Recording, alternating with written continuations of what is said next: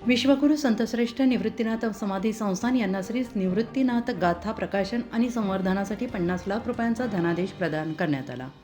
हा धनादेश मुख्यमंत्री देवेंद्र फडणवीस आणि उपमुख्यमंत्री सुनेत्रा अजित पवार यांच्या हस्ते संस्थांकडे सुपूर्द करण्यात आला। या अनुदानामुळे श्री निवृत्तीनाथ गाथेचे जतन, प्रकाशन आणि प्रसाराचे कार्य अधिक गतीने होणार असल्याचे संस्थान पदाधिकाऱ्यांनी सांगितलं आहे।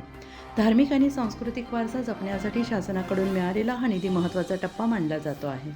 यावेळी संस्थानचे अध्यक्ष राहुल महाराज साळुंखे, माजी अध्यक्ष निलेश महाराज गाडवे, माजी अध्यक्ष सोमनाथजी घोटेकर, विश्वस्त नारायणदादा मुठाळ, विश्वस्त नवनाथ महाराज गांगुर्डे, अक्षय महाराज भोसले, नाशिक नगरीचे महापौर हिमगौरीताई आडके, उपमहापौर विलास अण्णा शिंदे उपस्थित होते। या कार्यक्रमात उपस्थित मान्यवरांनी संत परंपरेच्या जतनासाठी शासनाकडून मिळालेल्या सहकार्याबद्दल समाधान व्यक्त केलं आहे। रामकृष्ण हरी श्री विठ्ठल।